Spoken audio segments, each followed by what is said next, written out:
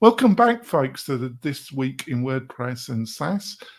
This is episode 771. I haven't got my co-host. He has gone off doing something, but he should be back next week. We've got a great guest. We've got John Clark, managing partner with Moving Traffic Media. We're going to be discussing all things SEO, how AI, ChatGPT is going to affect SEO, threads. It's going to be an all-embracing feast about online content and SEO, a really important subject if you want to grow your WordPress business or your SaaS business.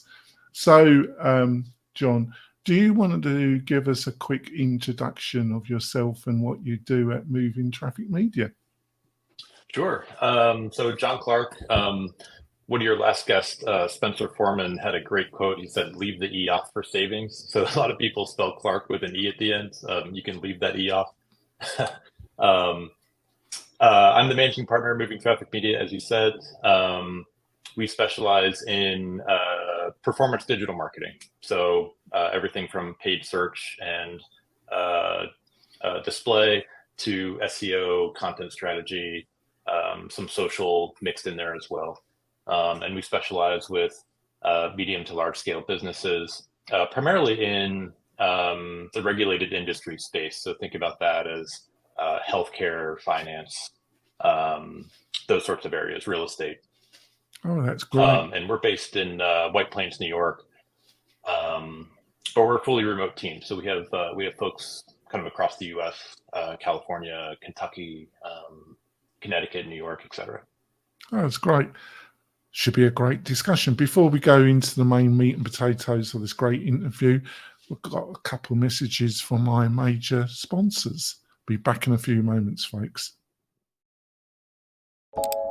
This podcast episode is brought to you by Lifter LMS, the leading learning management system solution for WordPress. If you or your client are creating any kind of online course, training-based membership website, or any type of e-learning project, Lifter LMS is the most secure, stable, well-supported solution on the market.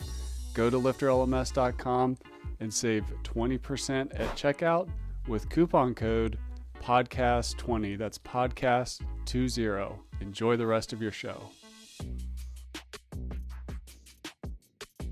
Coming back, folks, I just want to point out that we've got some great special offers from some of our sponsors.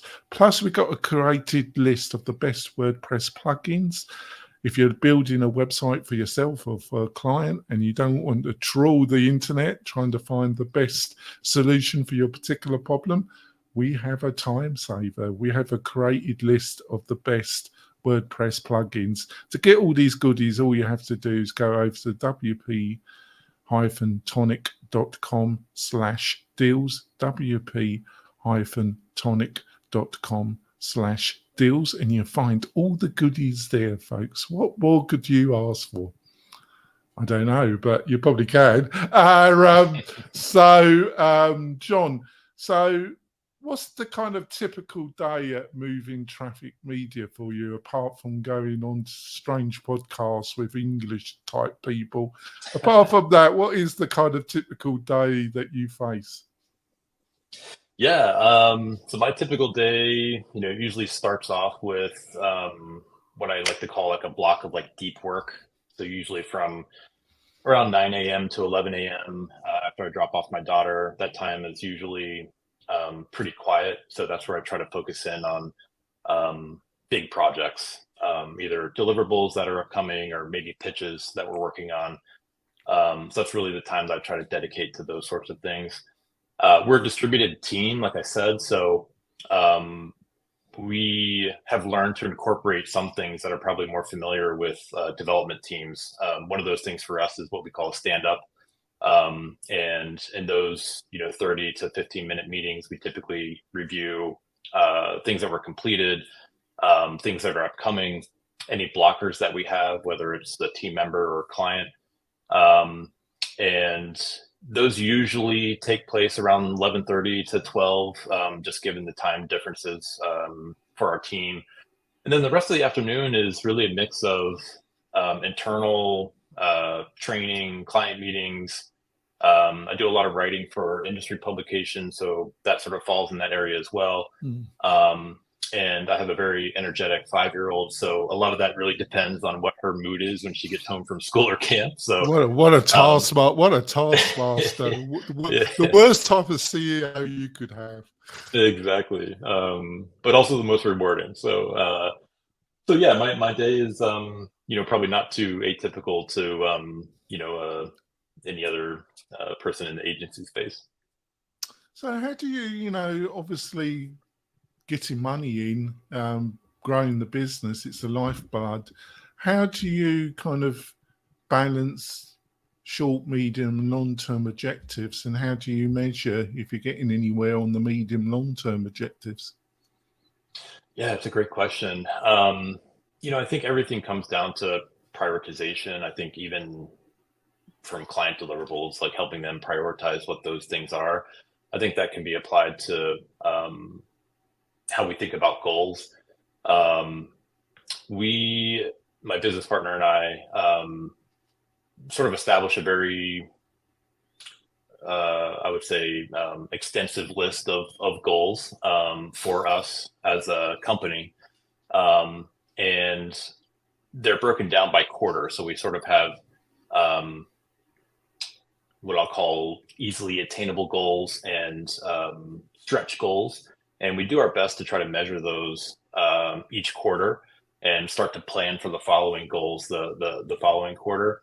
And what we found for some of the more, lofty or aggressive goals, sort of breaking them down into segments within quarters for the year has been something that's been really successful for us, rather than just saying at the end of the year, we want to achieve X.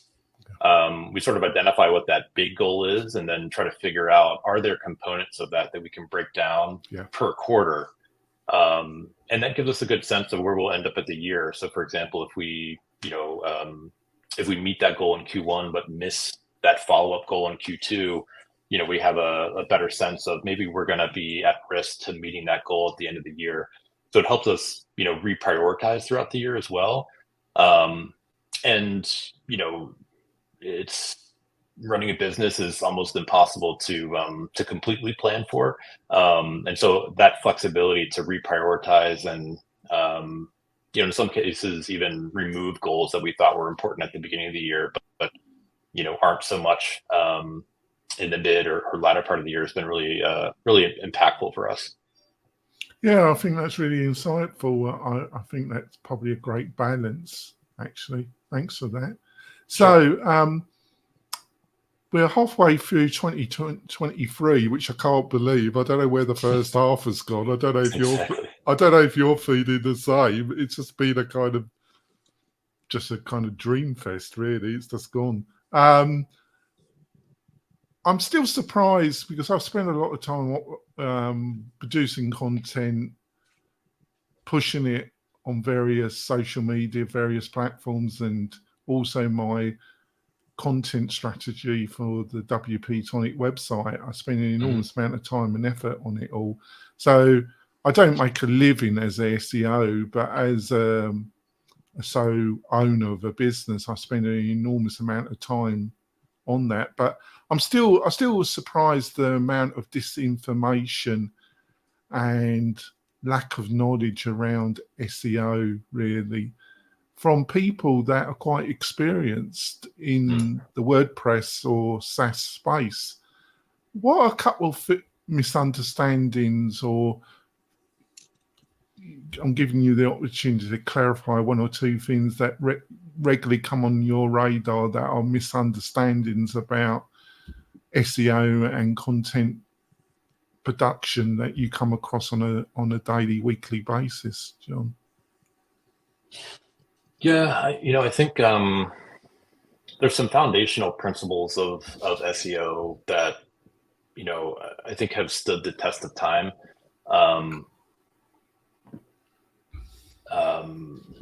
There's a lot of new technologies that have come out, both from a development perspective, but also, things like voice search, right, which were going to kill SEO.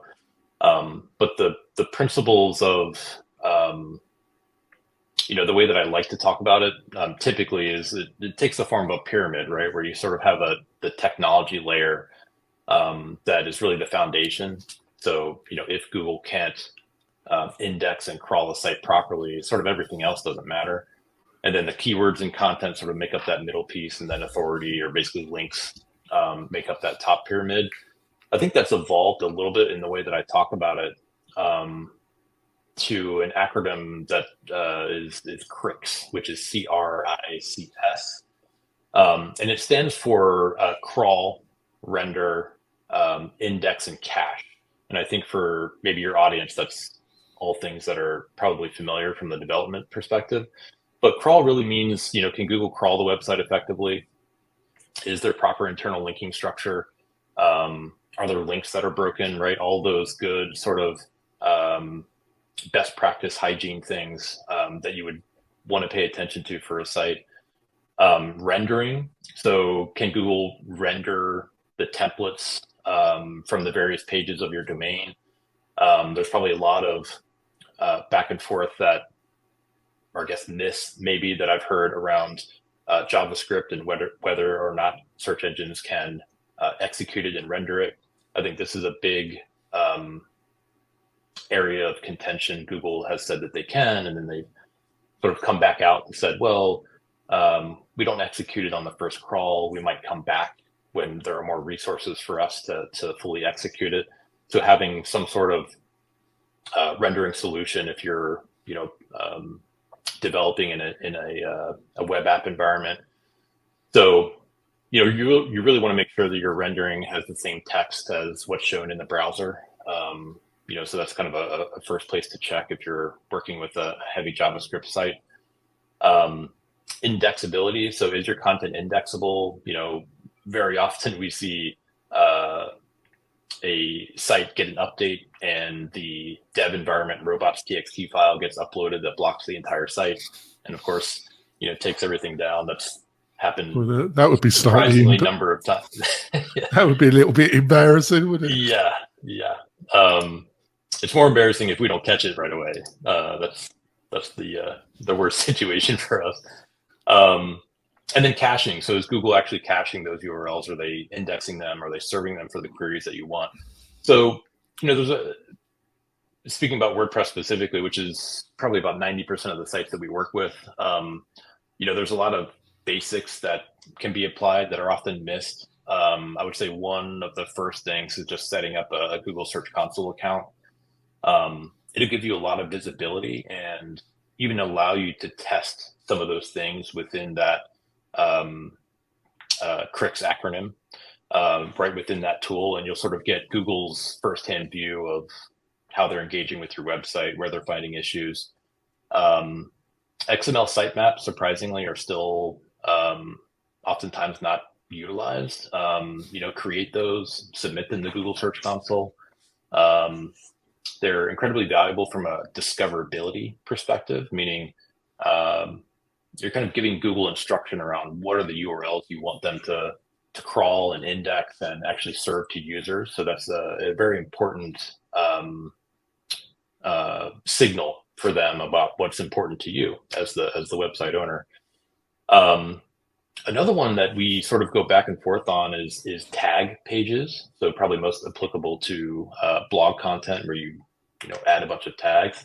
I would say 9 times out of 10 we no index them because there isn't a strong strategy behind them. Right? You'll have various content writers who just add random tags, and over time you get hundreds, if not thousands, of tag pages that have a single post living on them.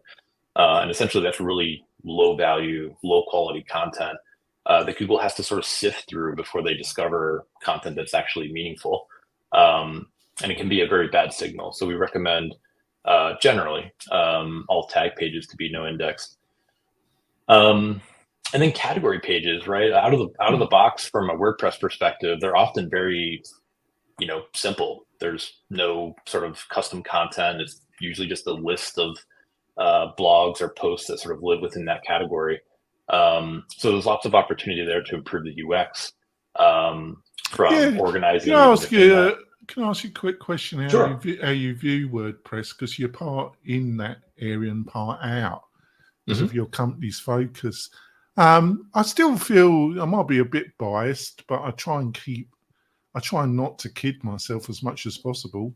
It's always difficult, isn't it? Like I like to feel I'm reasonably good looking. I know that's delusionary, I know. I still think WordPress is, if you're really going to spend a lot of time on content and organic SEO, I still feel it's one of the best platforms out there. I think Wix and Squarespace have improved. Wix used to be terrible. I think they've got a ton of money and they're thrown at it.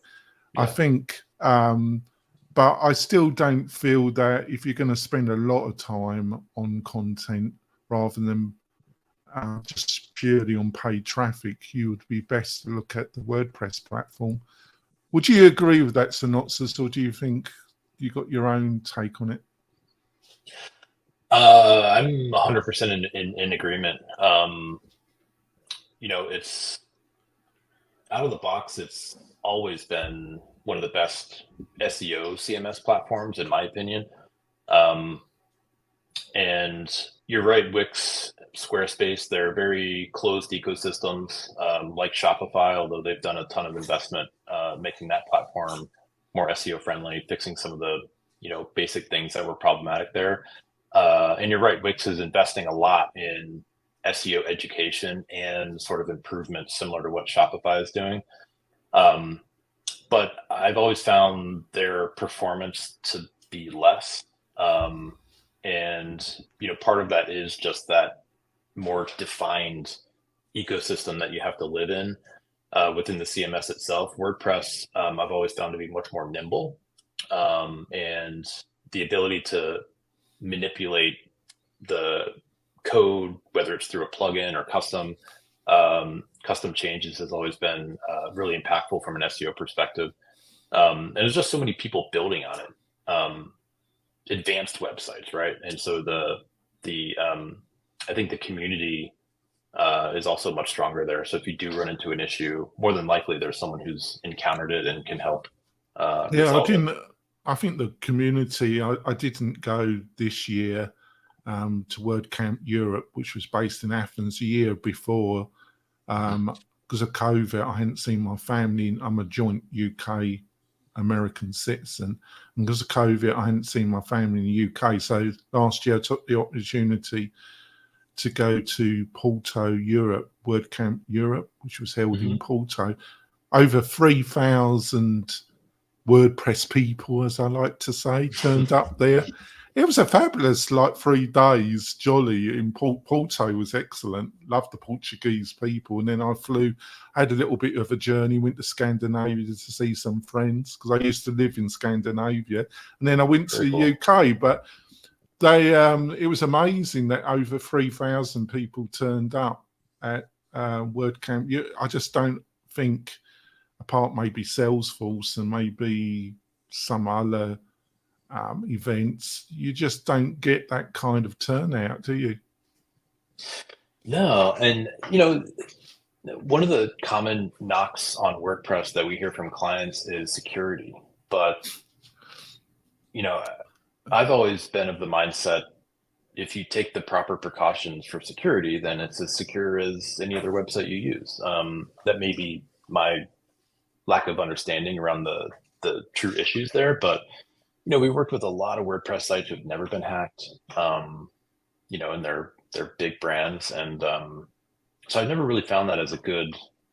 No, I think having a good partner, having a good maintenance partner, having I'm not going to delve too in your own commercial setup, but having a maintenance partner and having the website maintained, updated.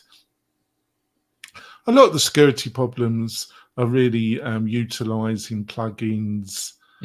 Is there kind of quarterly or yearly audit? Do we really need this particular plugin in the mix? Did it come from a reputable source? Do we really need it? also, there's a tendency, for understandable reasons, to give every Tom and Dick and Harry in the organisation admin access to the website, which isn't, and there's nobody checking. Do we need, we need to keep these admin as low as possible, everybody else as editor. And is there anybody checking like every 6 months or at least a year about who these admin people are? Have they left the company? Do we need to get rid of them?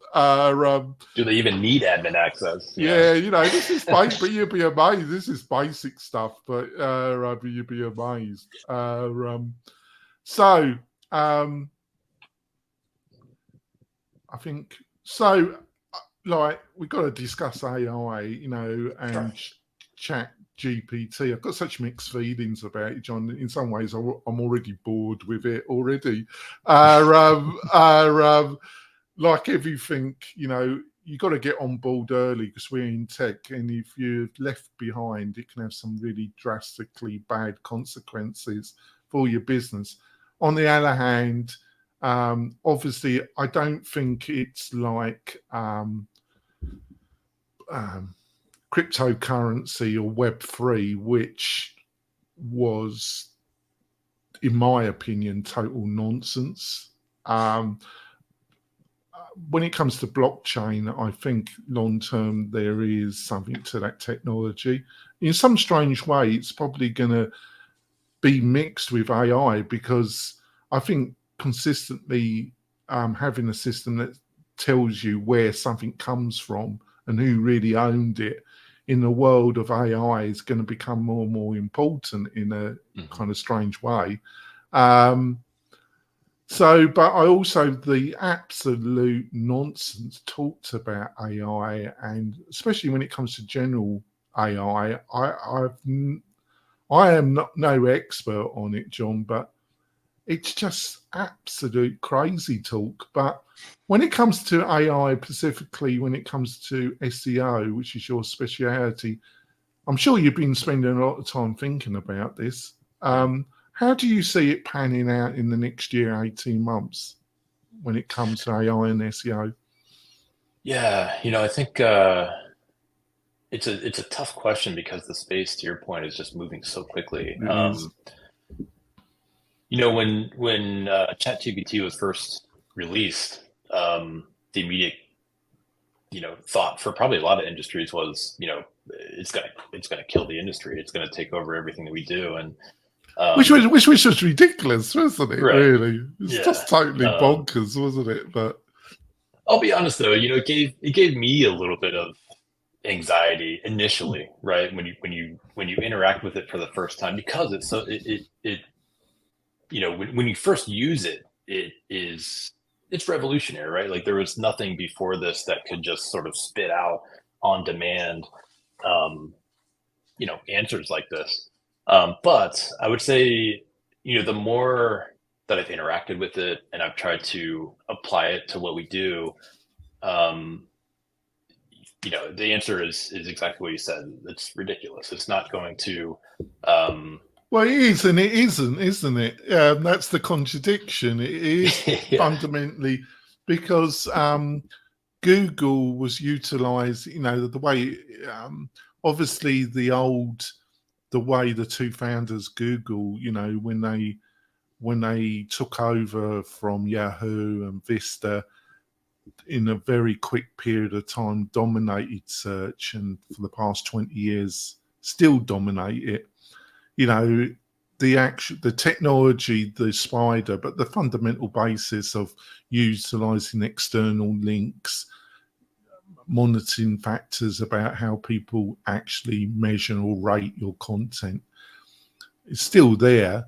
But then they utilize language models themselves, because because people were just scamming it. People became expert about utilizing link farms, other technologies to get around this kind of, some people say black hat, but it's not criminality, is it? This is just a commercial company, isn't it? So I prefer grey hat myself, but it was having a really effect on them, wasn't it? All these link farms, these networks that you could pay, and they would build up a whole, and they're still there, aren't they, to some extent? But so then they went to their language models, didn't they? They had the and so they've relied on that more and more and more. But but AI is a direct threat because it's utilising the same technology that they were utilising to index. Am I on the right track here? Because I'm not an expert like you. I mean, I think that's the crux of it, right? Like if you expect to be able to just pop in a prompt, output a big piece of content, and run it through an AI detection tool, like I don't know, Originality AI or something, and have it come back with like this. I got things that I'm not even sure. I think they're taking money. It's only my opinion. I have my certain doubts about that service, don't you? But manipulating that piece of content to where it comes back as human readable. I mean, it's and just assuming that Google won't be able to tell when they've been using these machine learning models, long before ChatGPT was released. I think is just highly unlikely. And so there's, I think if you think about some of the implementations that Google has rolled out, specifically around what they call the EAT framework, so expertise, authoritativeness, trustworthiness, and they're using these manual sort of quality raters to actually visit web pages, evaluate that content based on these criteria. And this document is available online. Like Google, clearly breaks down what sort of falls into that requirement. And then even in December of 2022, they added an additional E to that framework, which was experience. Meaning, can you, within your content or video or images, can you physically show that you've interacted with a product that you're reviewing, for example?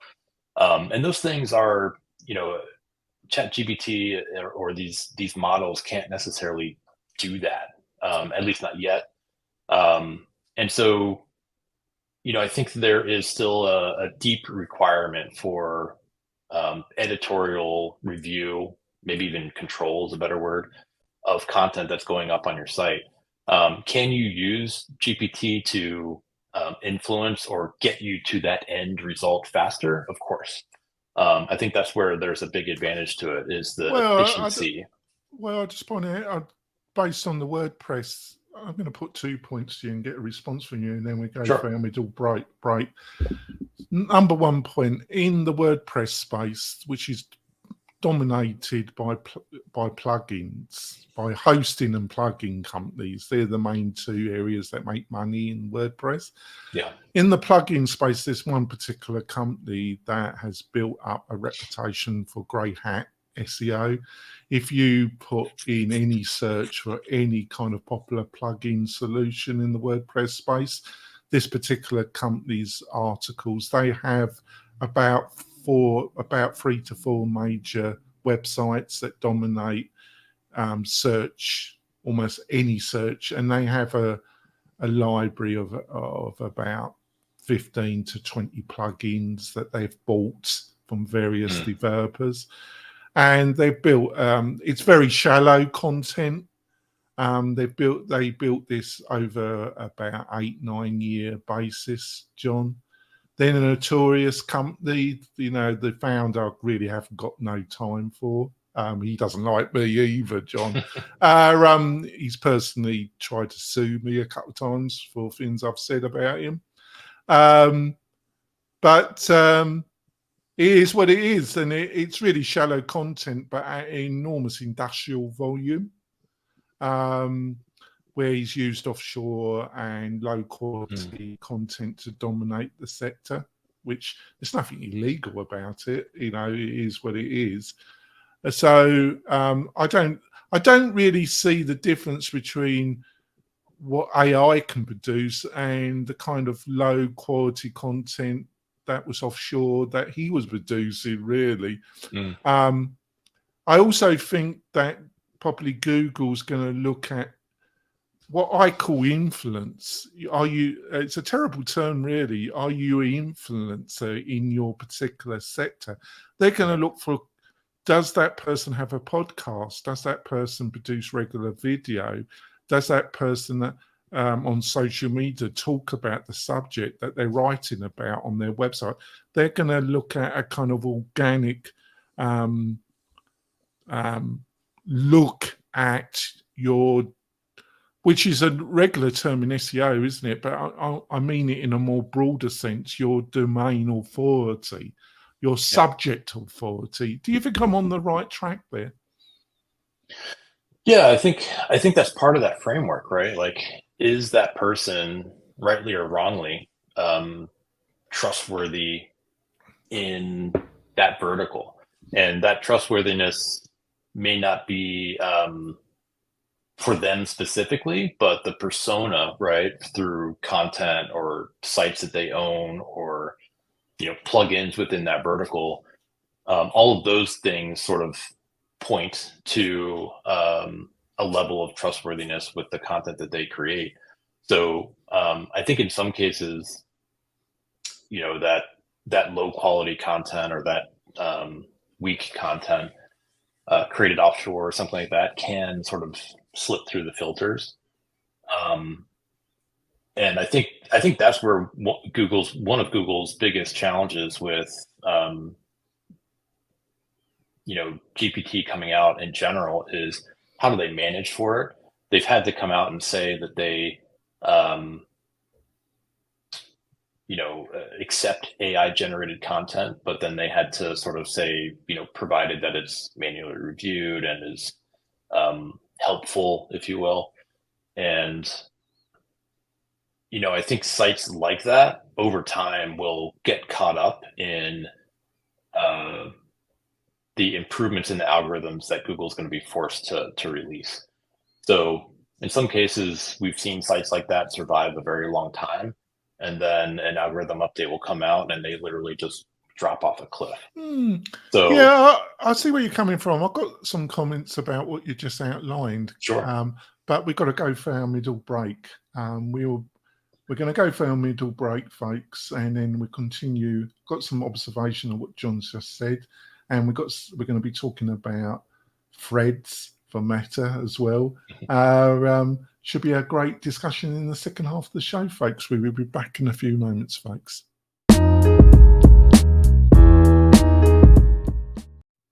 We're coming back. We've had a bit of a dive SEO. I was looking forward to this.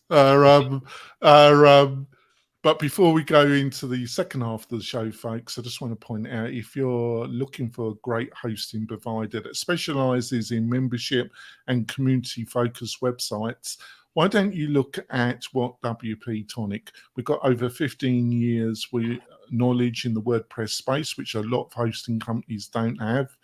And we, like I say, specialize in these type of websites. We've got some fabulous partner plans. If you're building websites for clients, you can find a great deal of information by going over to WP-Tonic/partners, WP-Tonic.com/partners. And why don't you become a partner with WP-Tonic? We'd love you to become part of the tribe. So a couple of observations. My memory can help me out here. It's just, I think I can understand, because we had this kind of scary moment where I think kind of people in the SEO industry kind of soiled their pants around voice search. Yeah. Because it was going to, nobody's going to search. I think what a lot of people think is the kind of, there's all types of searches at different stages of the buying 100%. Process. I think I had a pop at a certain company in the first half of the show. I didn't identify them because I don't want to be sued by them, actually, John, because they already don't like me. But they appeal to beginners because there's so many plugins. You do a search and there's a particular plugin. They list websites, they list the various plugins, and I produce similar content. It's aimed at beginners, people doing general searches, and then because to produce really, so there's a lot of sectors that have that kind of beginner start. I call it the starting buying process content. I'm interested in would you agree how I kind of describe that type of content? And then how do you got any insights about how you build content and what type of content for the people that slightly further on the buying process, that more deeper type of content? I think a lot of site owners struggle with building out that deeper content. Is that making any sense to you, John? Yeah, I think it does. I think part of that is, if you go through a traditional SEO process, there's a keyword research exercise, and a big part of that research is identifying keywords that quote unquote have like really high search volume. And historically, right, like that's what SEOs would recommend, like, oh, this keyword has a lot of high search volume, so that's what we should target. But in most cases, that keyword is upper funnel, right? There's usually a very strong correlation between search volume, upper funnel, low search volume, right? Like someone's near the conversion point. And so I think part of it is getting out of that,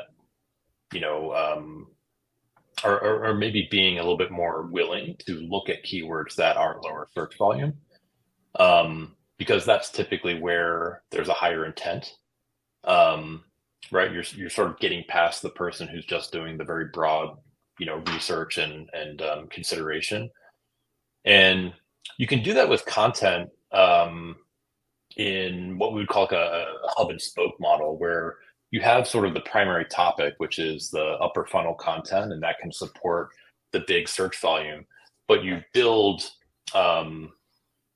legs or spokes off of that main hub that cover all the surrounding components of it. So in a sense, you're sort of nurturing someone through their individual stages until the point at which they're ready to make the conversion. So, just for simplicity's sake, maybe the upper funnel term is plugin, but I'm only concerned with SEO plugin, so that's kind of a spoke off of that. And then there's a myriad of SEO plugins within that hub, right? So there's site speed, content, site maintenance, optimization, like all these different hubs off of that. But ultimately, you want to get someone to the point where they're ready to convert. So if you create that content for all those different pathways, and then as they get a little bit further down, looking for a specific plugin that'll meet their needs, having that call to action right there to, allow them to purchase the plugin or download it, Well, I think whatever that conversion point is. I don't know if you agree with this, because I think people kind of, if they find your content on the website and they're really interested, or at some stage they tend to gorge. They tend to stay on the website and look over, and it's the same on your YouTube channel or your podcast. If people find it interesting, they tend to gorge on it, don't they? They feast on it, But I think, I don't know if, because you're the one that deals with a load of clients, not me. I'm just making educated guesses. God help me. I would imagine white paper, depending on if it's business, maybe not so much. Well, in a way, it depends what you call it. White papers, downloadable lead magnets, webinars, mini webinars. I also think doing like freebie small courses and offering them as lead magnets. They're the type of things that take more investment, but I think if done in a way they're still effective. Or am I kidding myself, John? No, I think that's right. And I think those various tactics can be applied throughout that funnel of content, right? So someone may not be ready to sign up for the webinar until you've convinced them further up in the funnel that they should sit through that 30-minute or 60-minute webinar. So if you can sort of nurture them into the next phase of their buying journey and then prompt them for the webinar, get them into the webinar funnel, and then maybe the next point is the conversion. So you sort of have the introductory content that maybe is a white paper, right? Download, which is a little bit more sort of informational. I can digest it on my own when I'm still doing my research. And then when I come back, the next phase is to actually get educated. So the webinar is a great conversion point there. And then ultimately, if I've done my research, if I'm educated and I'm ready to make a decision, then the prompt is, whatever that primary KPI is. So I think there's a lot of different ways to solicit information from a user, depending on what your goals are, and aligning those with what a user is ready to give up from an information perspective with that content and with that journey. That's the holy grail of getting someone to ultimately do what you want them to do.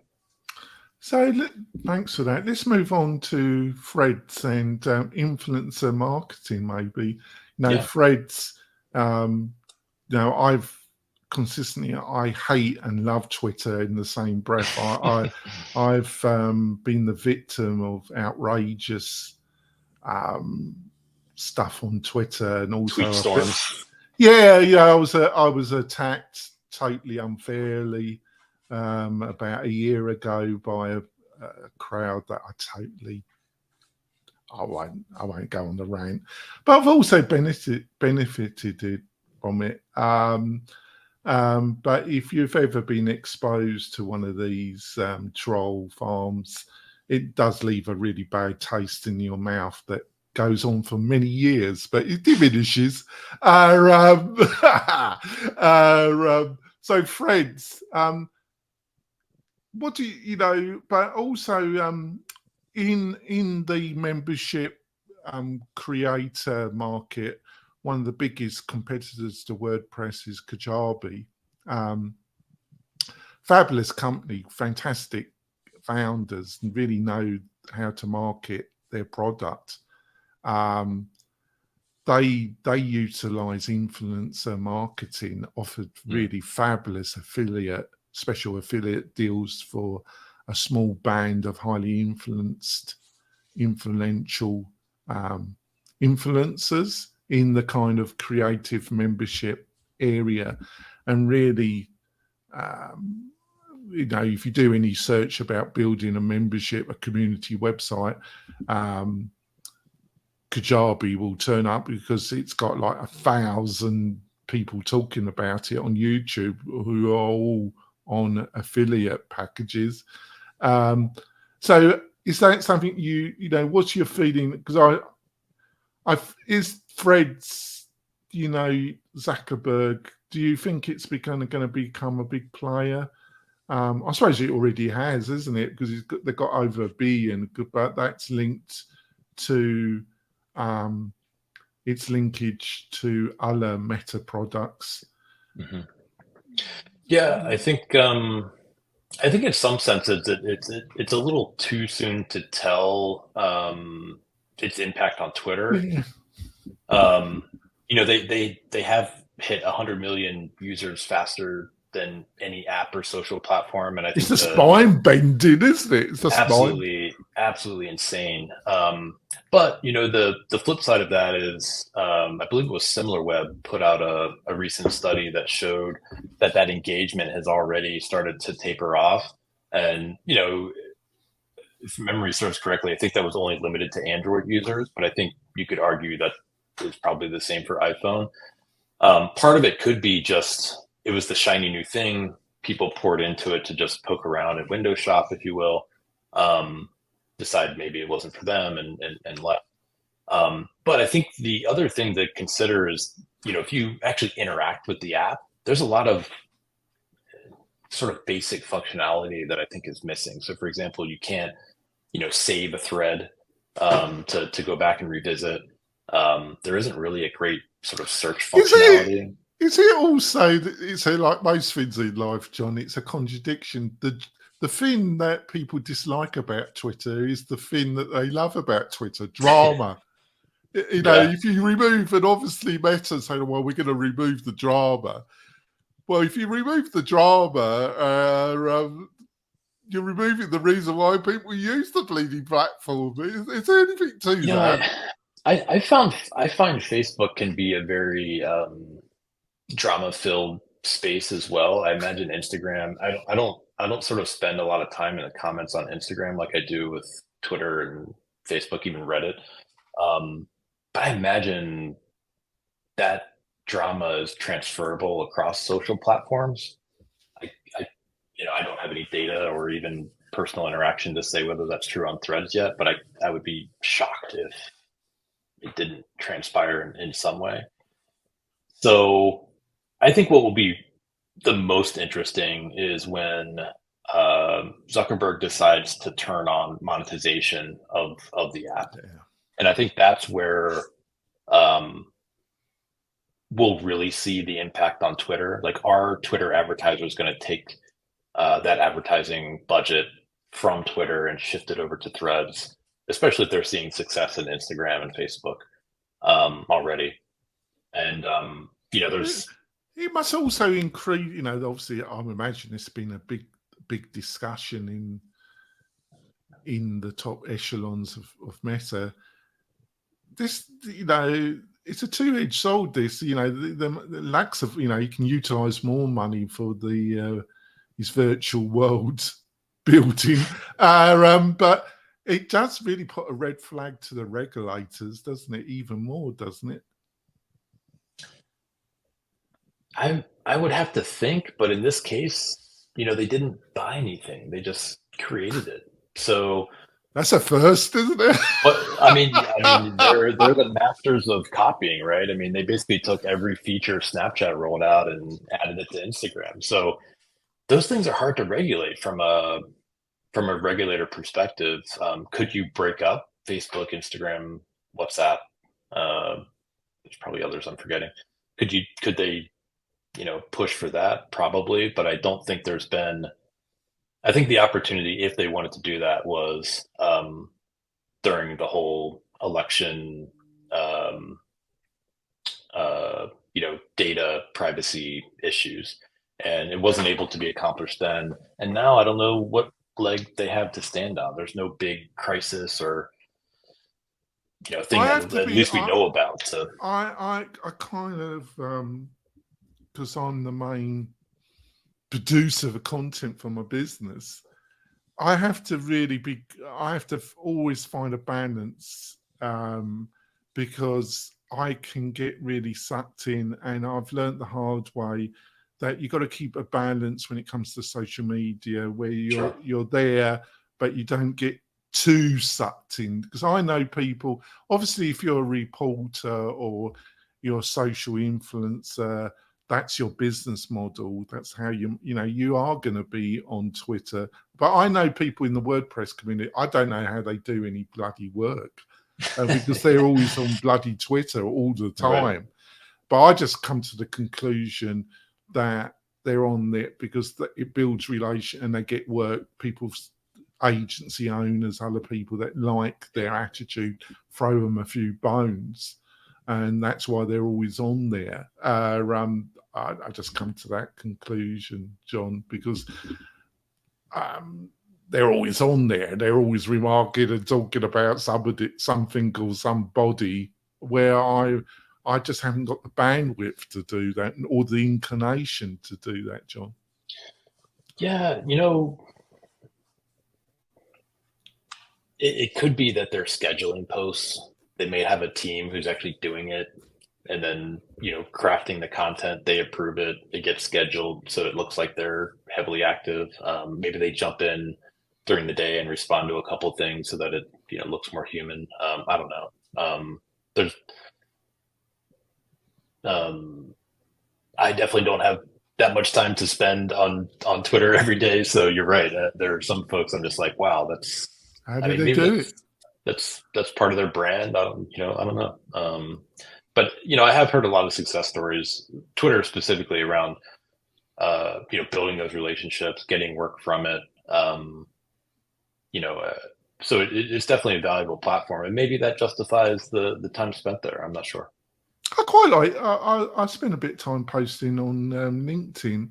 I still spend a quite.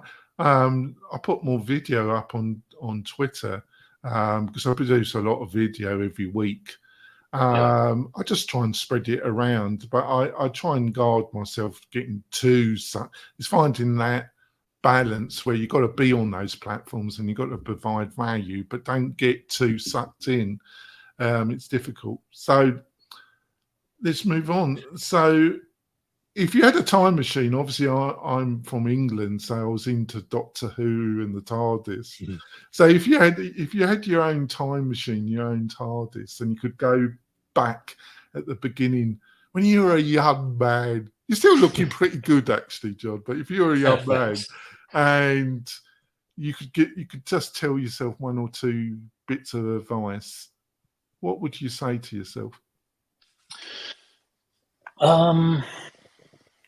Probably two things come immediately to mind. I think one that I did follow and maybe one that I didn't. Growing up, there were a few people in my close sort of family that, were constantly saying, what if I did that? Or, what if this?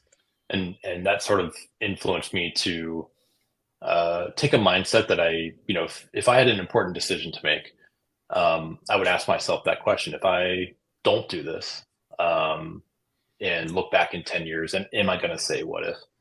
And I think that approach really prevented me from saying no to moving across the country to California for a job opportunity. And that single decision, allowed me to meet probably the most influential person in my life, who is Jack Abbott.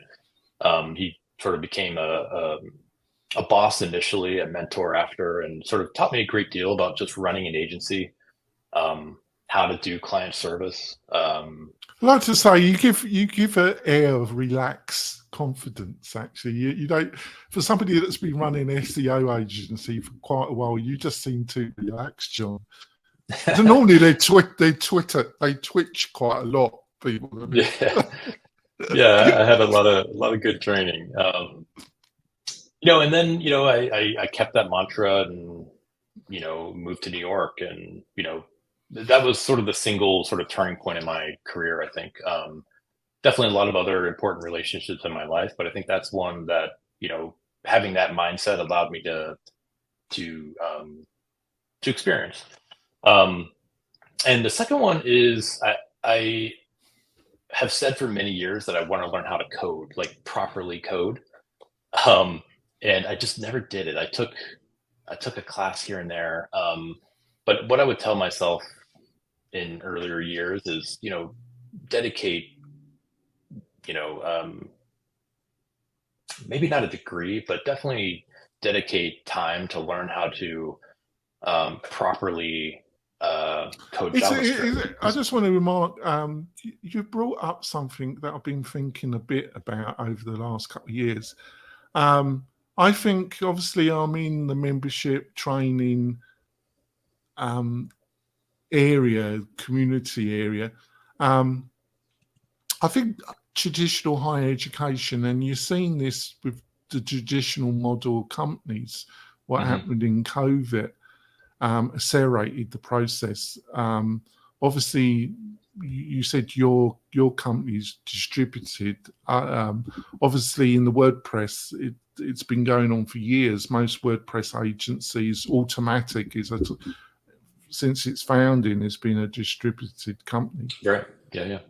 Obviously, people say, well, how do you have a company culture? How do you promote things? So what I'm getting round to is, I think kind of building, it's a very banded term, and I'm sure because of that it will become meaningless, but I think there's something there.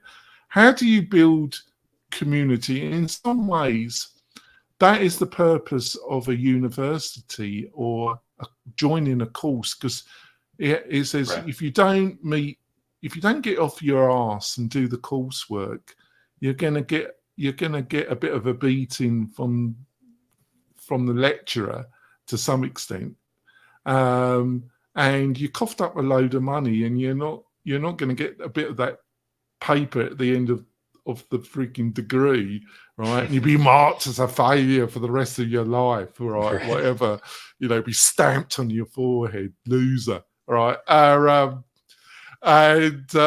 But being part of that community, being part of a group, because when most people say that their lecturers are useless, so they really learn through their other students, but it does motivate. Trying to do something on your own and keep motivated when you, I think, what's his name? The purple cow guy. What's his name? He said you hit that plateau. You always learn something, and then there's a bit of a dive, and you really then got to grit your teeth and push through. And I think having a community around you helps with that. So I think the big thing is building these kind of community things are going to be the biggest area in the next few years. I haven't expressed it very well, but I'm still trying to grasp it myself. What do you reckon, John? So if I understood the question, that was a ramble, wasn't it? That really was a ramble, wasn't it? Was it more about sort of, how do we as a distributed team, create a like a culture within our agency? And it's the same thing with learning something in higher education, isn't it? And trying to learn a new skill, which you said you wanted to learn programming, and then you've done a few. But I think if you're a part of a community and mentorship and pushing it a little bit when it got tough, and you could go to somebody, you'd be able to push through a bit more effectively. Definitely. And just through my career, I've been surrounded by a lot of smart people, and my time at Razorfish was probably the most influential from a development perspective, because we were building the websites, and there was an SEO team attached to that development team, and so I was heavily exposed to the language, to writing user stories and submitting them to Jira, and so I have a lot of elements that sort of surround the development role, I guess, that has allowed me to interact with developers in a much more meaningful way. That without that, I probably wouldn't be as successful, like selling a recommendation in to a developer who may not see the value in it. I think that's a very niche skill in the SEO space. It's not just about the recommendation, but how do you illustrate it to someone who may not see the value, and explain it in a way that they understand. That's a very diplomatic way of dealing with bullshit developers, isn't it? Never bullshit developer that thinks he's. But yeah, I think if I had gone to a proper course, or gotten that certificate or degree or something like that, I probably would have had a better community to ping those things off of. I will say Twitter is a good resource for that. That's probably one thing. It's got its dark side, but it's got its good side, isn't it? Yeah, there we go. I think we're going to wrap it up now. You dealt with I rambled on, especially that last question, wasn't it? It had about 6 different parts to it. Oh my God, fathers! I think I kept on subject with the rest of it, didn't I, John? But that last question, I don't think I'm going to ask you 6, because I've just asked you 5 questions in one question already. So, John, what's the best way for people to find out more about you and your agency and what it's got to offer? Yeah. So to find out about the agency, movingtrafficmedia.com. We have services, case studies. You can reach out to me directly at Jon @movingtrafficmedia.com, or happy to catch up with you on Twitter at John Lee Clark, JonLeeClark. And yeah, those are the best places to get a hold of me. That's fantastic. Folks, if you want to join the WP-Tonic community, we've got a fabulous Facebook group. I am now regularly posting every day my thoughts on that. Maybe that's a reason not to join it, but go over. It's called the Membership Machine Show group. Go over there. We talk about membership, community, and WordPress. What more could you ask for? John, you have to come back on the show. Hopefully you've dealt with my rambling quite well.